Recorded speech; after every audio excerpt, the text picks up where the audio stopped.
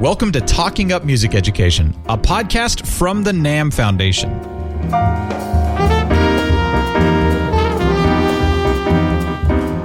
The NAMM Foundation is working to assure that all children have the opportunity to learn and grow with music, and that music is part of daily living for everyone.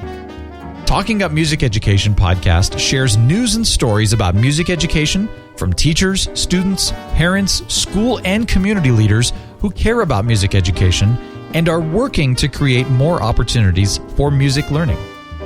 And now, here's your host, Mary Luehrsen. Hello, everyone. Welcome to the Support Music Coalition call presented by the NAMM Foundation.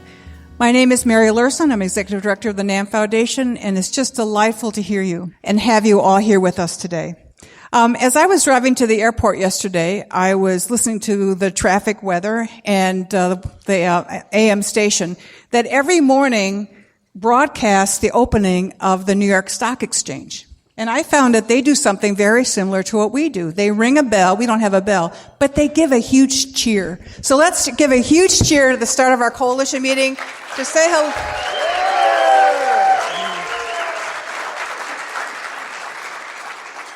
And this is a way of saying hello, that we're here to everyone that's joining us via the webcast from around the country today. So thank you so much for being with us. As you know, the Support Music Coalition, brought to you by the NAMM Foundation, unites the country and really anyone around the world that is interested in supporting music education, is working to keep music education strong and to be an advocate for music education. It's a very unique and highly focused role that we have to support music teachers and to support music teachers in training and anyone that cares as much as we do about the importance of music education in the life of every child and indeed every person. So we have a wonderful musical guest today that's been very strongly influenced by music teacher and music education. So let's kick off with some music by Black Violin. One half is here in the room. The other half participates with us via track, but is also with us on the line. So I introduce Kev Marcus, who will kick us off with some music. Thank you. I'm here supporting Black Violin. I'm one half of Black Violin. The other half is actually having a baby tonight, so he couldn't be here. What a sorry excuse, but he couldn't make it. So I'll try to hold the fort on my own, and we'll start off with some music just so you can catch a vibe of what we do. I like to term it as classical boom. So this one is called Dirty Orchestra.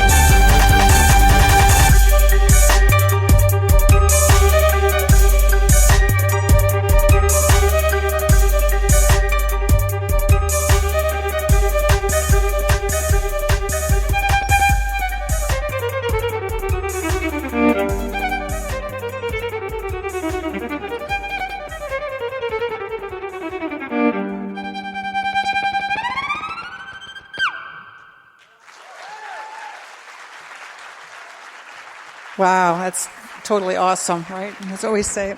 I'd also like to just have Larry Kosen, who's in the audience. Larry, can you give us a wave? He's their wonderful manager and understands the connection to music education. So, Larry, thanks for being with us as well. Thank you, Larry. Thank you. So, my friend Kev, and Will is with us on the line. So this goes, and that was played to track, right? That was played to track, yes. So we heard Will in there somewhere. Yes, right? He's in there somewhere in the back in that track, that's yes. Great. So let's get this over with right away. We have to get kind of the A-list. Who have you played with? Okay, we got our start with Alicia Keys in 2004, and we were in her band for probably a whole season, and we did like American Music Awards, and we did AMAs, we did Billboard Awards, and did a bunch of award shows with her. And she taught us how to be gracious and how to be humble. And then she passed us on to Kanye West, and we played with Kanye West on the graduation tour. We've also played with Linkin Park. We did 2 years with them all over the world. We've opened up from everyone from 50 Cent in Bangkok to Aerosmith, to Stevie Nicks, to Ben Folds, to, everyone. And we've been able to travel all over the world with all these artists, and we were in their band for the most part, but we always felt like we had something more, something special that we wanted to bring.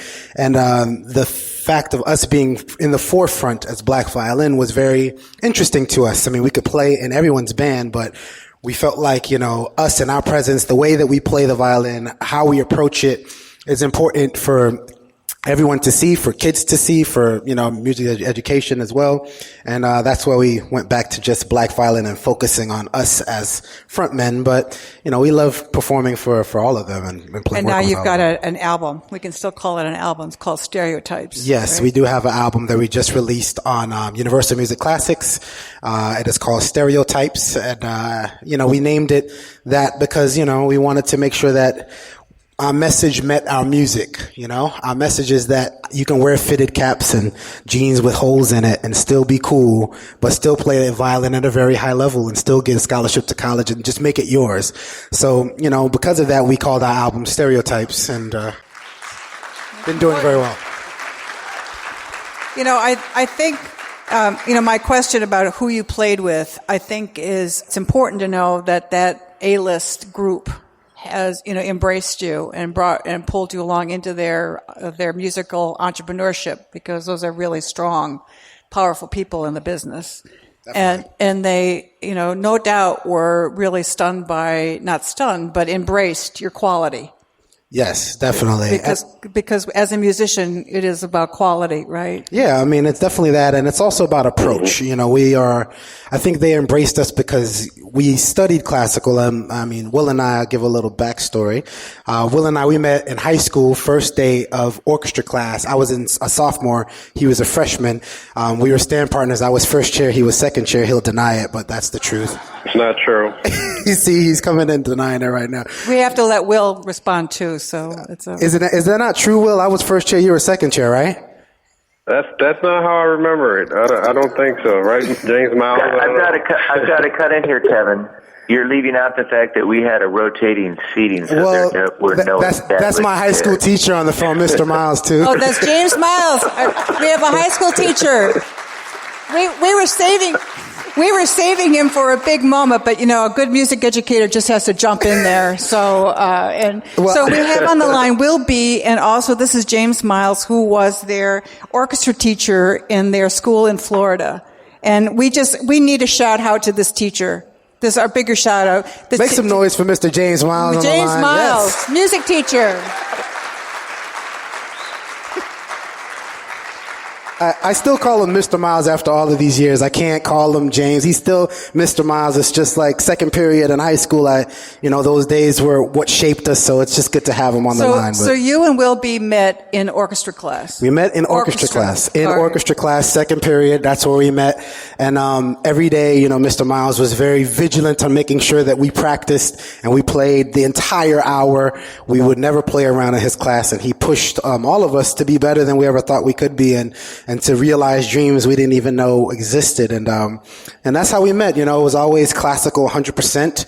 We grew up hip hop, so I would listen to, play classical music in second period, but I'll be listening to hip hop on the way to third period. You know what I mean? So it's just, we lived hip hop and we studied classical, and that's how we kind of put it all together. So, James Miles, the music teacher, what was it like to have these two young gentlemen in your class?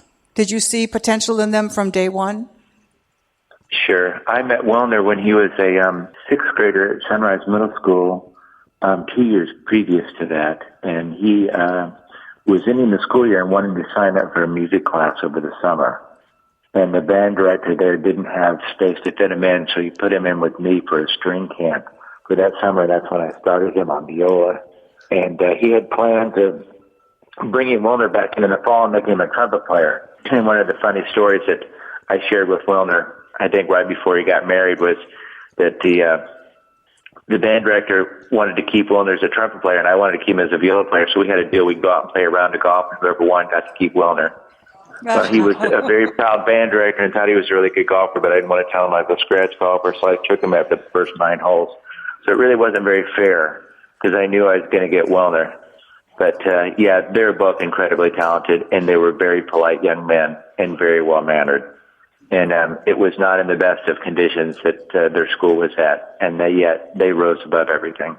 Yeah, thank you for that. So, Will and Kev, then what was this high school relationship like between the two of you? You were standmates. Mm-hmm. You said you had orchestra second period the rest of your life, third through eighth period. Yeah. I mean, did you just get bonded through this experience? Does it give you a kind of a leveling, fair place to know each other? There were like 30 of us, and we were all we were the top orchestra in this. We went to a performing arts high school in Fort Lauderdale. It's called Dillard Center of the Arts.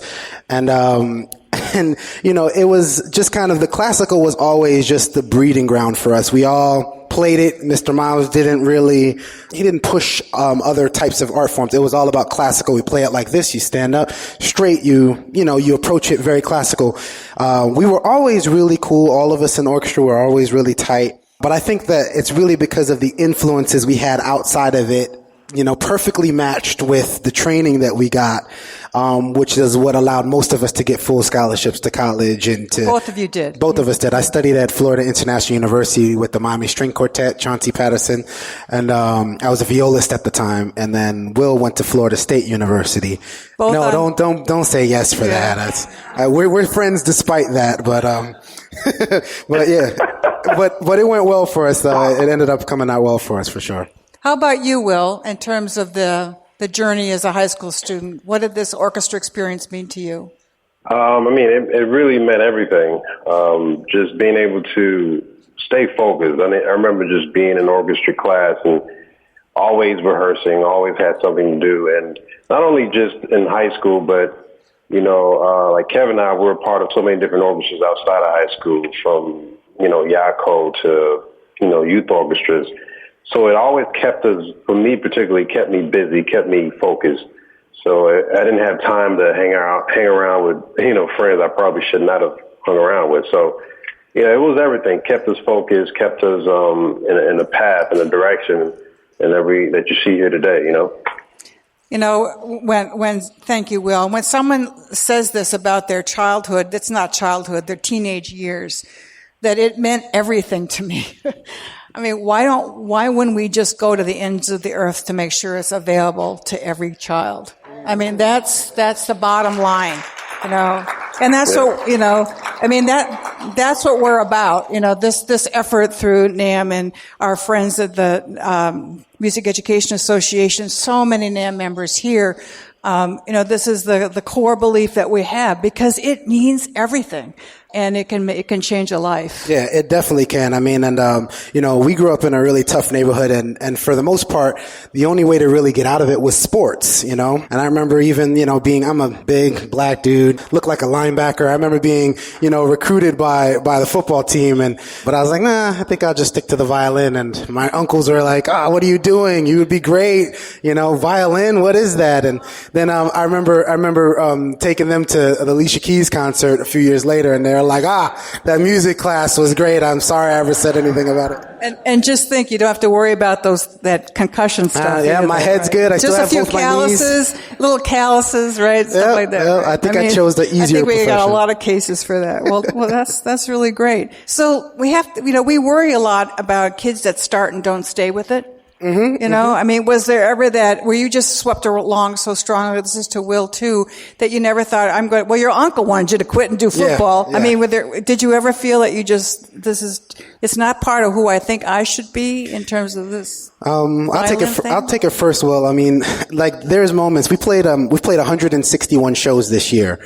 So you wanted to quit now? No. After you've made it, you wanted to quit? There's moments when we're performing and I'll look over to my left, and with the violin, I don't even think about it anymore. I've been playing it for 25 years. It's like walking. I barely think about it. But I remember looking down a couple of times this year and I'm just like, I can't believe I'm still playing this instrument. Like, this thing my mom made me do when I was in the 5th grade. I was a cute girl in middle school that made me do it in middle school. And then high school. Mother made you do it. My mother made me do it in 5th grade. My mother made me do it. And then in high school, Mr. Miles was such a great, motivator, and he let us see that it's sort of a weapon almost. That's how I like to think of it. Once I realized that the violin could change perceptions, then there was never a reason to quit. And I remember it was just pretty clearly I digress a little, but I met this girl in high school, and I'm naturally back to a girl, of course. I went and met her parents, and her parents were like, I'm 16, and like, hey, so what are you doing? I was like, yeah, I have a full scholarship in violin to FIU. Really? And people's perception just changed naturally. It's like I might as well said I was a rocket scientist or something that seems so far out of reach. And then for me, being a black guy growing up the way I did, I looked at it as a weapon. I looked at it as an instrument of change. I looked at it as I could change people's entire perception, because most people, if you've never met me, you would, last thing you think I'd do is play violin. And I love it, and I feed on it. It's like, it's why I do this. So to go back to your question, once I figured that out, I just never really wanted to quit. There was never a reason to quit. After I got to college, got a full scholarship. Right after college, we sent off a tape to Showtime at the Apollo, which is, if you don't know it, it's the longest running talent competition in the world. Michael Jackson was there. James Brown was on that show in Harlem.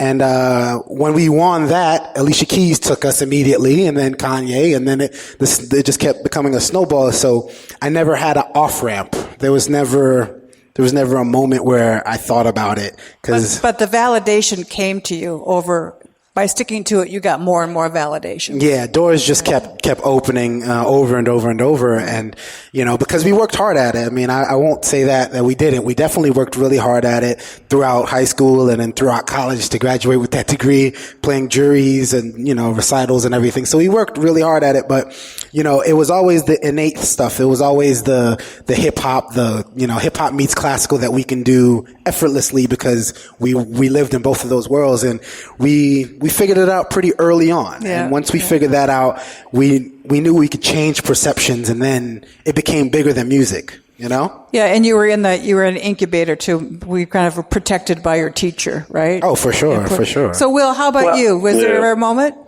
No, I can't think of a moment that I've ever thought about quitting. And I think the reason I would think is because, we always did different things with it. I can remember being in high school, and there's this little hallway before you get into the actual rehearsal room.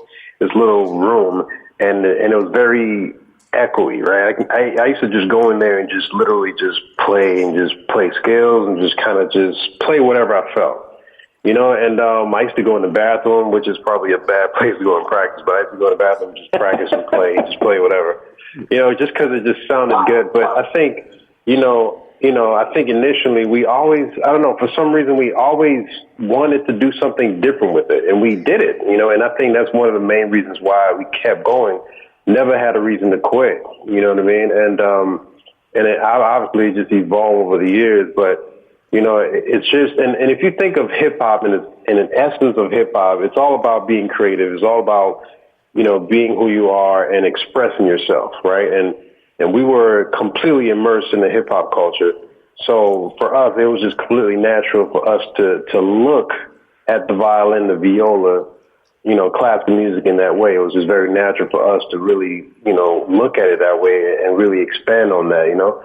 So I think that's really the reason why we never thought about quitting, you know. And I think a lot of kids nowadays, they need that. They need to be able to see the violin in a way that is just like, oh, this violin is mine. I could make this do whatever I want it to do. And obviously you got to keep the fundamentals and the skills are necessary. But if they can honestly find that thing that really makes them unique within that instrument, like they'll never quit. They'll never think about quitting, you know? I think you've both shared a very important message to us who care about music education, is we need to keep pushing ourselves to be relevant, you know, to the people that we want most to have this experience. And that, you know, that informs our instruction, that informs the way we set curriculums. I'm looking at Marcia Neal, you know, who's so capable and good at sharing these ideas. We've got the mariachi team in the room.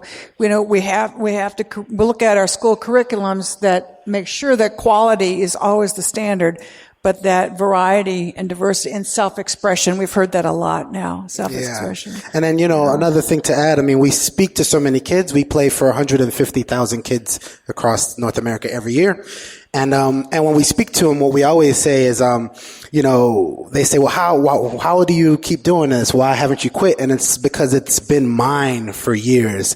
And when you're a kid playing it, most of the time at the beginning, it's your mom's, and then maybe it's your teacher's. But then if you don't ever make it yours, you're probably going to quit. You know, and it's like, I think that, as educators, what I would, you know, challenge you guys is to try to find ways to make it Kev, make it Mary. No, not just Bach or Beethoven's. Make it that individual kids, however that, you know, you do it. And, specifically to violin, you know, I mean, compared to other instruments, when you're a violinist, you go in and first day they say, here's Suzuki Book 1 or however, you know, whatever method they're using. And you play Twinkle, Twinkle, Little Star for 6 months, you know, and that's how it starts. Guitar, you walk in and they're like, what's your favorite song? And then they teach you that. So immediately it's that kid's instrument. So it just seems that it's easier for that kid to be able to stick with it compared to a violin. But nowadays, there's so many cool videos on YouTube. I mean, there's Lindsey Sterling's, there's Black Violins, there's all kind of people to show you other ways of taking that instrument. You know, you can't skip the scales and arpeggios, but you can take it and make it yours after orchestra period is over, and it will help you play it for longer, I think. And I think that's something we should all focus on, is just trying to like make a personal relationship with each kid and that instrument. So this is to James Miles, our orchestra teacher. So you obviously, you know, were teaching in what was sort of a challenging circumstances. So how did you pull these kids along? What was part of your strategy or your approach? Well, Dillard School of the Arts is an inner city school, and it's a predominantly black school, and we were a magnet wing that were supposedly drawing students from all over the county. Of course, that wasn't the case for the most part. But we were able to take advantage of the fact that Florida has a really broad curriculum, so that we had techniques classes and string quartet classes. And the one thing I will say is that Kevin and Wilner both played in string quartets almost all the way through their high school years, in addition to being in orchestra. And we had techniques classes that really helped as far as getting them advanced enough so that they could move on into other things like playing in community orchestras. We had a community college, Broward Community College, which had a very generous program that if you played in their community orchestra, you could get private lessons with Florida Philharmonic players. And so once you got to a level that really made a huge difference as far as them being able to get private instruction on top of the techniques classes that we'd work on in class. If I could add a point that Kevin was on there, I think the most important thing about music isn't necessarily the type of music or the genre as much as the idea that music is about expression. And to be expressive in music is more about the discipline of getting your technique to the level that you can become expressive. And I think both of them reached that level quickly in their high school career. And that was one of the reasons they felt so much success, is that, you know, they made it to the all-state orchestras. They got to play in these special groups. There were some special youth orchestras.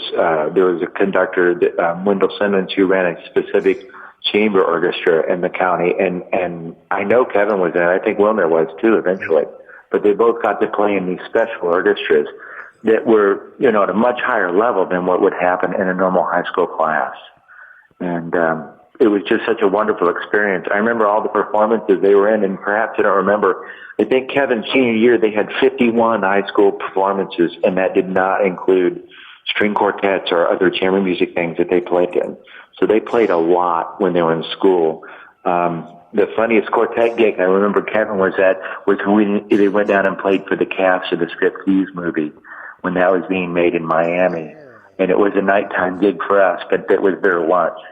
And Kevin and his little string quartet went in there and played for them, and their entire cast, Demi Moore, everyone that was there was just absolutely amazed with their quartet and the fact that they were able to play classical music. That was just amazing to them. Yeah, I forgot about that. That's true. And to get really wonky for a minute, the new national standards allow for all this breadth of opportunity and diversity, and that's, we'll talk, a little bit later about our new opportunity ahead with our new federal education law, but, we are at a very interesting time where there's not really much holding us back to create this diversity of opportunity, this connection to community, this layers and layers of breadth and depth. So we want you to do a little demo for us to talk about the technique of all this. Would you help us? Sure. In terms of how this all works, which is pretty awesomely cool. Well, for me, I always look at it as I try to make it where the violin is, you're like, what is he doing with that? I want it to be a challenge.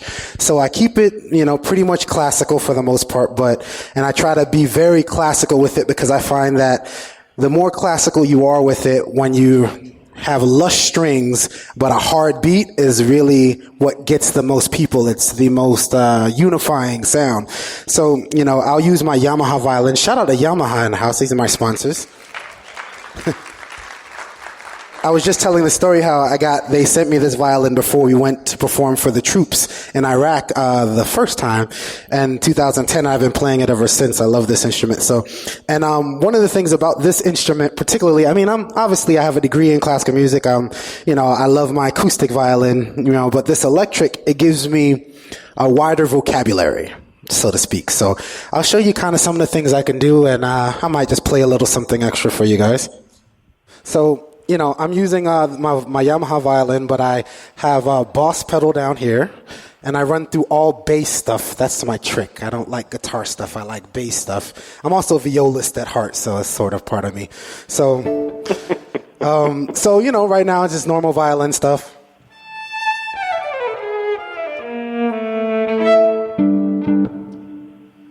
That's cool, but I want to be able to do more. So, I have it tricked out so I can do.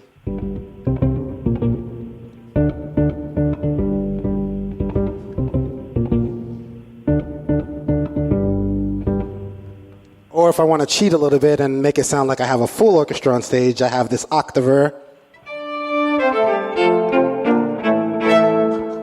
It is cheating. It's so cheating, but it's great. And then also I'm a producer, so I like to just kind of record things, and I do a lot of plucking. I want you to be like, what does he do? How did he create? I just love that. So, I'll do something like.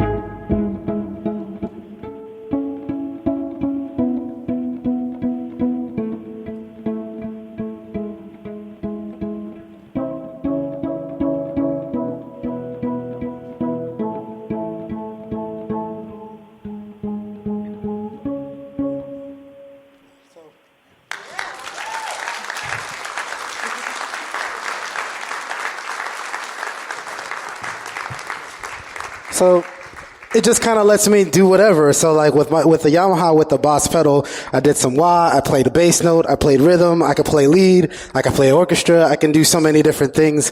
I was just kind of making it up as, on the Justin Bieber song, right? So yeah, my kids love that song that's in my head, so I had to do it. But because of that, I feel like I didn't have this kind of thing in high school. Mr. Miles didn't teach us how to use the wah pedal, but with the scales and the arpeggios, I feel like, like he said, he gave us enough technique for us to know how to express ourselves with it. And then this just allows for more vocabulary, allows me to do what I want. I play a Justin Bieber song because that's what I like, and then I solo on it and make it mine. And that's kind of what we talk to kids about, is just making it theirs. However you find it, you can't skip scales and arpeggios, but you can make it yours and you can do something and that's uniquely yours. And it'll make them stick with it more. It'll make them believe in themselves more. It'll make them practice more to do things that they can't do. And that's what it's done for me. So, just a little, shout out again to Yamaha. Thank you guys. Thank you. So both you and Will, tell us about this new project, Stereotypes. Is this album out, or is it about to come out? Well, it's out now. It's been out since September 18th. Okay. And, it's on Universal Classic. It's our first major debut. We have 2 previous albums independently. This album is very unique in terms of just the process. It was just a very different process than the previous albums.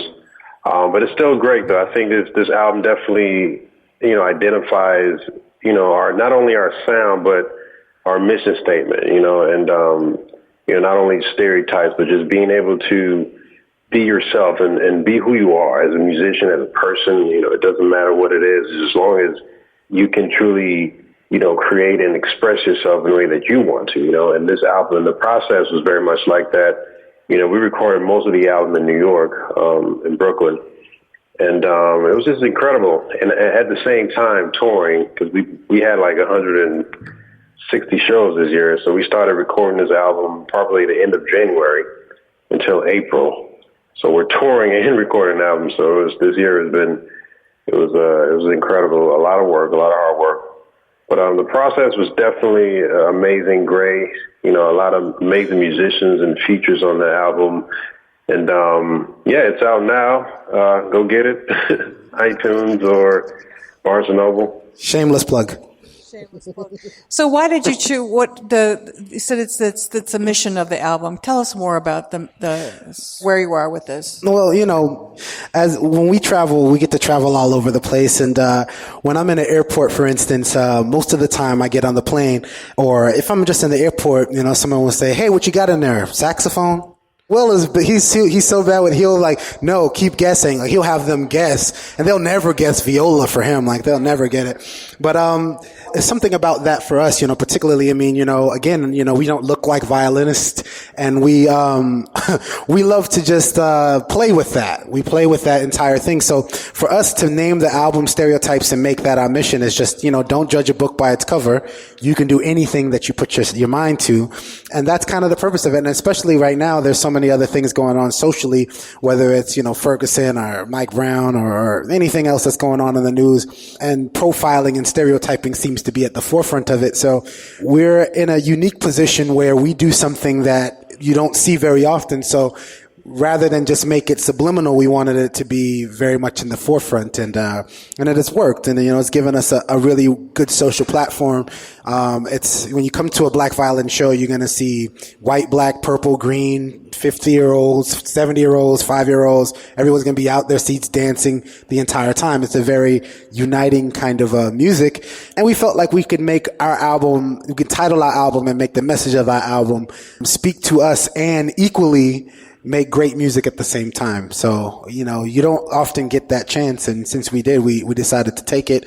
And Universal's been great with supporting it and pushing it, and gotten some great press because of it, and able to spread our brand and our mission even larger because of a positive message. And you don't see that often. And I think you're giving us another call to action for ourselves too. We have to be bold in this go forward approach as well. And we have partners in the artist community that will go forward in a bolder way. And I think, speaking of good press, tonight on PBS NewsHour, you guys you have a long feature on the national broadcast of public on the NewsHour tonight. Yes, yeah, and it's very heavy music education. Set your DVRs. Yeah, right? Lawrence McDonald did it. Yeah, does. it's gonna be. I know it's a good interview.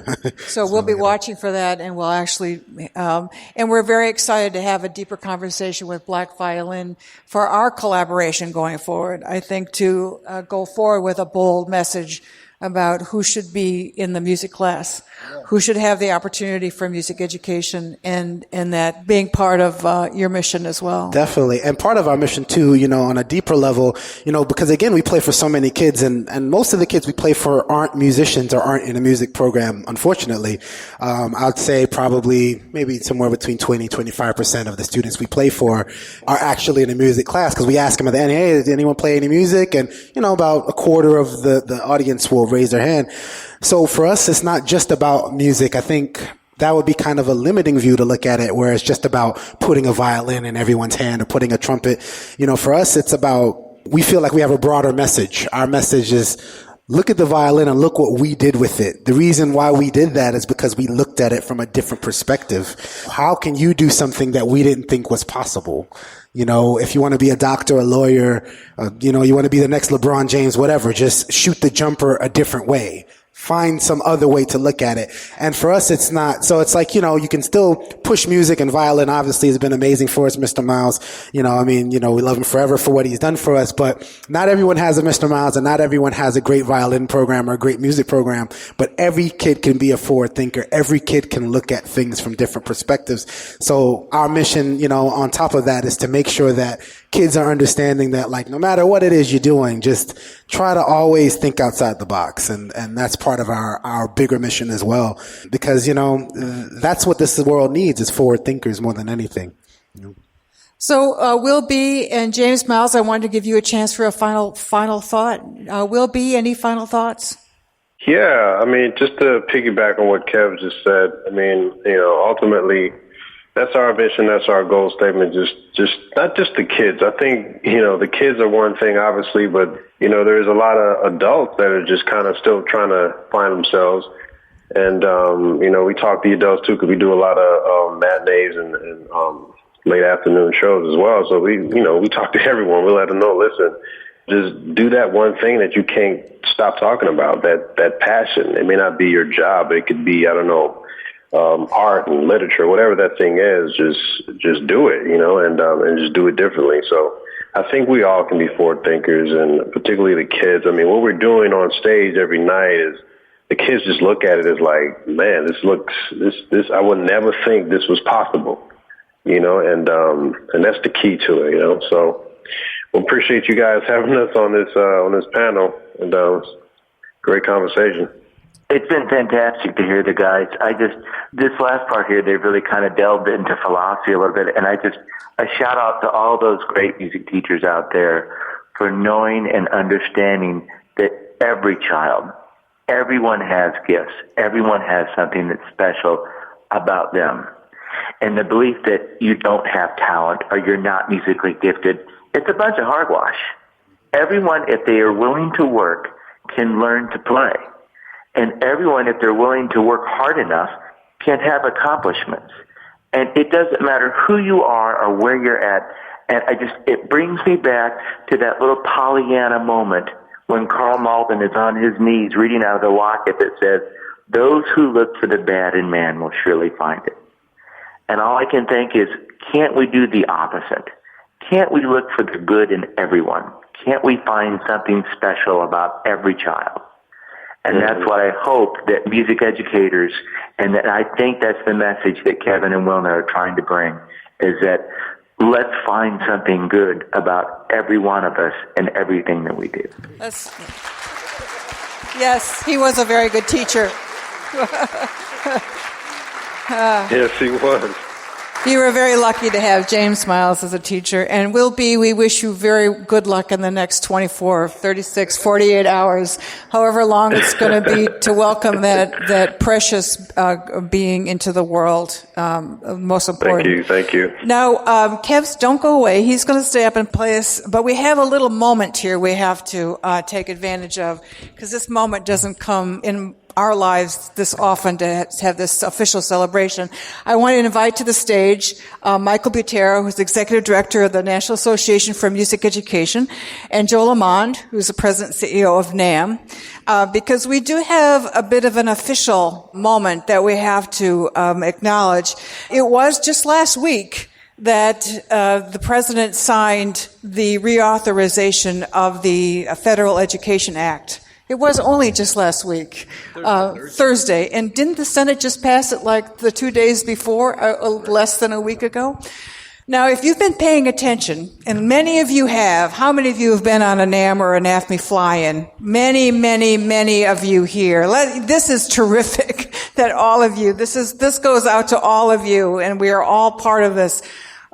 This has been a long, long journey for us to get a federal reauthorization that so strongly states the role of music and arts education in a well-rounded curriculum.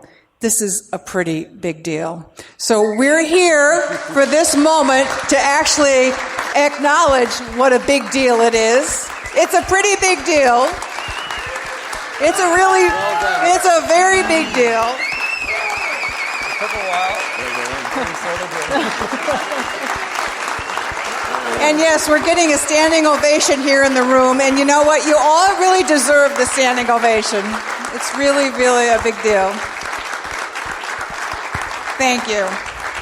And a big ovation to all of you who have been part of this and have been part of the advocates' journey to learn about it, to stay the course, to never give up. And I'm also here to tell you, as your one of the advocate nudges, there will always be nudging you about advocacy, is that we still have a lot of work to do. A new kind of work starts today, and that we'll be all very involved in. But we have to take this moment to say we have created a new opportunity for ourselves, for our kids that we care about, for music education. And I know who can say it much better than me. Michael Butero has been a wonderful partner in all this. We've been united with the National Association for Music Education in all of these steps, but most importantly in the final steps.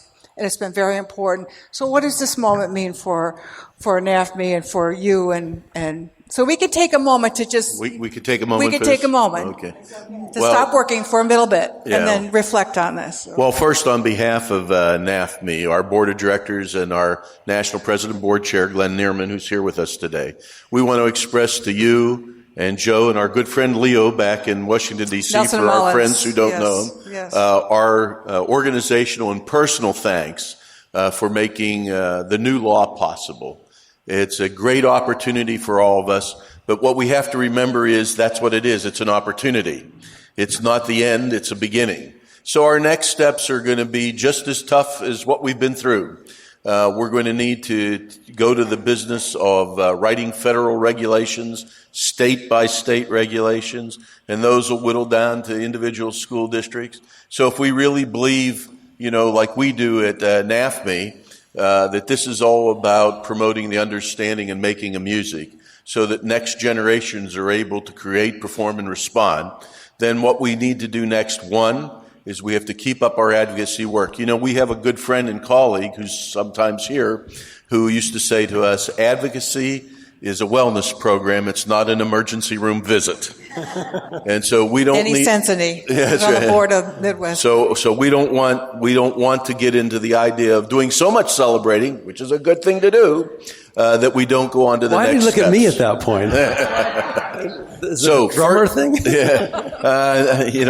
I have so many jokes about drummers, I can't get started, Yeah. But one is, we enjoy ourselves today.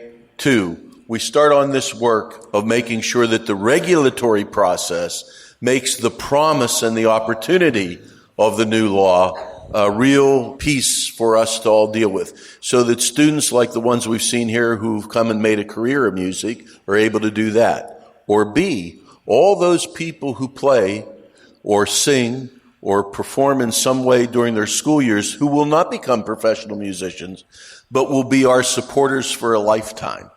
We need to turn them into advocates. So regulation, turn our friends into advocates, and never stop making the case for music education. We can do this together, one community at a time. I'm confident we can do that. And again, our thanks to you, to Joe, to our good friend Leo. And I would be remiss if I didn't do a personal thank you to the person on our shop who carried most of this work. His name's Chris Woodside. I know many of you know him. Chris is the one who put the team together that made all of this possible. So a shout out to Chris would be very nice, folks. Bravo, Chris. Wish you were here. Yeah, pretty much Chris and Leo and I were united as a triumvirate many hours of every day, so it was wonderful to work with them. I was only interested in the after hours. Right. Joe, how about you've been up on the Hill many years, even before I was at NAMM, and you were shopping this idea, and you were really leading the charge. Did you think we would see this day? Well, I think, what I think it has done, and again, it is a process, and we've got many miles to go, but what Mary and Claire and Eric and the team at NAMM, what they've taught us is that NAMM members, our board, our ex-com, and all the people that have come to Washington, we discovered our voice. And we discovered what it meant to go to our nation's capital and express our views and tell them what was important to us, and then to actually see it have impact and become written into law, the word music written into a law. We discovered our voice, and I think that's just the start of it. And we now know how powerful that can be at the state level, at the local level. And I think that's the number one thing it taught us. All the NAMM members here who went up on the Hill, who had never done it before, took those first steps of going, oh my God, how does this work? Shaking as they went up to the Hill, not knowing how to speak, not knowing how to get into an office or set an appointment. They now walk around that place like they own it. And actually they do, but that's not important. But the reality is we now have this network, this army of advocates who have been trained to have their voice be heard. And to your point about the relentless advocacy, I'll share one story, and when everybody comes back from lobbying trips with stories, right? This is all about people and it's about stories. Our elected officials are humans, and the staff who really run the place all generally have some sort of music background, or they'll tell us stories when we come in. And I think one of the things that I remember the most was how, in their awkward moments, I was with Secretary Riley, and he is one of our key coaches to this whole thing, Richard Riley.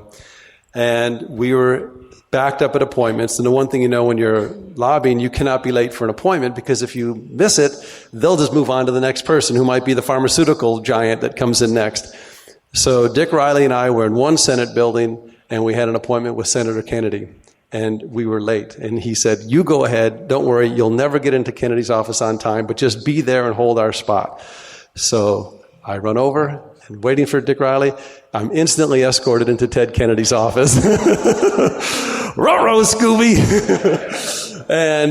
And here I am sitting with the Lion of the Senate. And what are you here for? Music education. And I'm starting to get nervous about how am I going to fill this time before Dick Riley, who's our closer, could come in. I didn't have to. For the next 10 minutes, Senator Kennedy told me everything about the statistics. Well, kids in school do better in math and science. Did you know that kids in music do this? And I just sat there, yeah, I heard that, And the whole litany, he had understood the advocacy message that had just been, again, relentlessly pounded over years and years and years. So and we find that too. The message has sunk in. Now we turn it to action. We've turned it to action at the federal level. Now we turn it to action at the state level. And all I know is, again, drummer, all I know is that next fall, I believe there will be millions of kids who have access to music education that didn't have it before because of this work. And that's to the credit of everyone here, everyone on the call, and everyone in the industry and the educators who have helped make this happen. And if that doesn't light your fire, as our chairman Markoff would say, your wood's all wet. That's right. Thank you. Let's give another big end of year shout. Thank you. Thank you so much. All right. What a wonderful time together here at the Midwest Clinic. One thing we didn't get to is that Kev and Will came to the Midwest Clinic with their teacher in an orchestra in their senior year. So this is a kind of a homecoming for them. But to wrap up our call, and we're definitely going to end with some music from Black Violins. Be sure that you, if you're interested, and we hope you all are, know of a great music education program that should be recognized nationally. Our Best Communities for Music Education program is open through January 30th, and we really encourage you to work with a school or school district to apply to be Best Communities. We know that the schools that receive that designation have a really great advocacy message in which they can promote their programs, so we hope you're involved with that. About 1 month from now, hope you will all be at the NAMM show, either as a music educator, as part of Music Education Days. Not to be missed, you think this was exciting? We're going to have the first ever grand rally for music education, which will be Saturday morning. It'll kick off our music education celebration with the Canadian Brass and Weird Al Yankovic. And there is a movement afoot to get those two entities to perform together. So we're actually working on that right now. But Weird Al Yankovic has a remarkable music education story that he's going to be sharing with us. And I'm sure that I'm going to have to brush up on my parody so I can talk to him with some intelligence. Also, be sure that you subscribe to our podcast, Talking Up Music Education. It's a great way to we talk about advocacy pretty much for the whole 30 minutes, or the stories about music education. And we all know that this is the season of gratitude. It's a great time to thank a music teacher, to thank someone who's inspired you in the field of music. I have a special thanks to my remarkable public affairs team, Eric, Claire, Luis, Jessica, Sharon. Thank you. I don't know what I would do without you. Thank you. So, be sure that you join us on Facebook. You join us on Twitter. You see us at the NAMMfoundation.org. You're with us at the NAMM show. You can still register as a music educator or a college music student to be with us. If you see with us today, we'll find a way for you to be there. We'd love to have you there for the grand rally and all the remarkable things that the NAMM show can inspire you to do in education. So, Kev and Will and Black Violins, will you serenade us out to this holiday season? Sure. What are you going to play for us? This one's called Virtuoso. I don't know if it's a serenade, but it's more like a party. So if you guys want to get out your seats and mingle and have a good time with us, this is Virtuoso. Enjoy.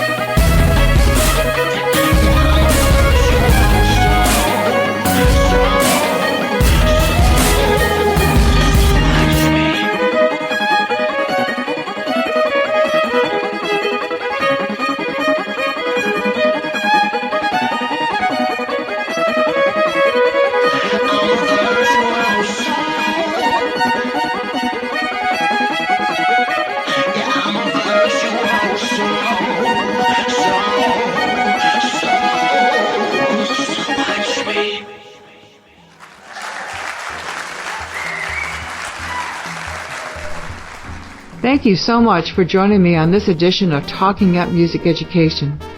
Please stay current with news and updates from the NAMM Foundation at nammfoundation.org and join us via live web stream for the Grand Rally for Music Education from the NAMM Show on Saturday, January 23rd, featuring the Canadian Brass and a conversation with Weird Al Yankovic. Happy New Year, and thanks for all of your ongoing efforts to keep music education strong.